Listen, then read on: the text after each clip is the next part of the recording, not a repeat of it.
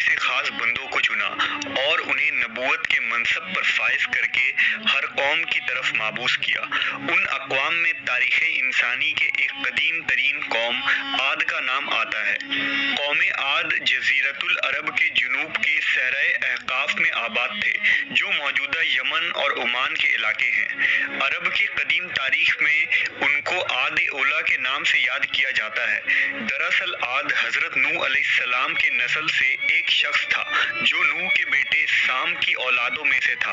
اس نے جنوب کے علاقوں میں سکونت اختیار کر لی اور ایک عظیم قبیلے کی بنیاد رکھی جو آگے چل کر قوم عاد بنی۔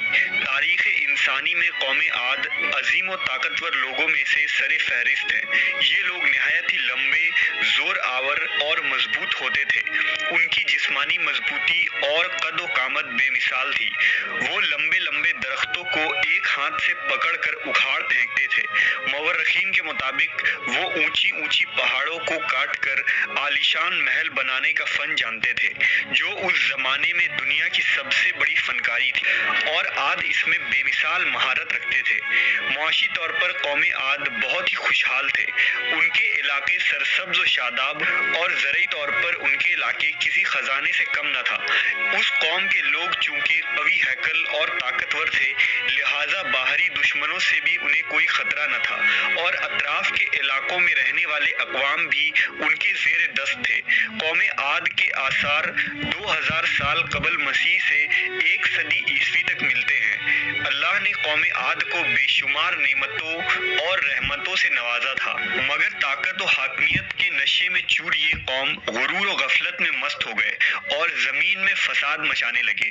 متکبر اور جابر لوگوں کو انہوں نے اپنے قوم کے سردار چن لیے، بت پرستی سمیت بڑی بڑی گناہوں میں پڑ گئے اور اپنے آباء و اجداد کے تعلیمات کو درکنار کر کے اللہ کی ذات کے انکاری ہو گئے۔ لہٰذا الہی قانون کے مطابق اس سرکش اور نافرمان قوم کو ایک موقع دیا گیا، اور ان میں سے ہی ایک شریف النفس اور اللہ کے بندے حضرت ہود علیہ السلام کو نبی چنا گیا تاکہ وہ اپنی قوم کو راہ حق کی دعوت دیں اور انہیں خدا کے عذاب سے ڈرائیں۔ اللہ نے قرآن مجید میں قوم عاد کا ذکر کرتے ہوئے فرمایا، اور ہود علیہ السلام نے کہا، میں تمہارے لیے ایک امانت دار پیغمبر بنا کر بھیجا گیا ہوں، اور فرمایا، اے میری قوم، تم سب اللہ کی عبادت کرو، کیونکہ تمہارے لیے اس کے سوا کوئی اور معبود نہیں، اور تم لوگ یہ جو بت پرستی کر رہے ہو، یہ نہ کوئی خدائی قانون ہے اور نہ ہی کوئی عقل مندی کی بات ہے، یہ تو صرف تم نے اپنی طرف سے گڑھ لیا ہے۔ قوم عاد نے کہا کہ کیا تم ہمارے پاس اس لیے آئے ہو کہ ہم ایک ہی خدا کی عبادت کریں اور ان سب معبودوں کی عبادت کو چھوڑ دیں جن کی ہمارے آباء و اجداد عبادت کیا کرتے تھے؟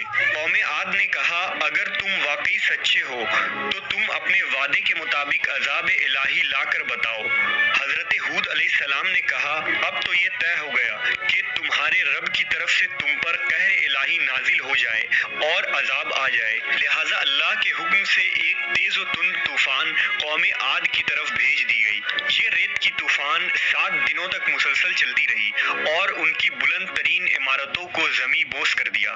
ہزاروں سالوں سے بسے وہ عالیشان قوم خاکستر ہو گئی، اور اس عذاب سے صرف حضرت ہود علیہ السلام سمیت آپ پر ایمان لانے والے نجات پائے، اور پوری قوم ایک جھٹکے میں تاریخ سے مسخ ہو گئی۔ حضرت امام علی علیہ السلام کے ارشاد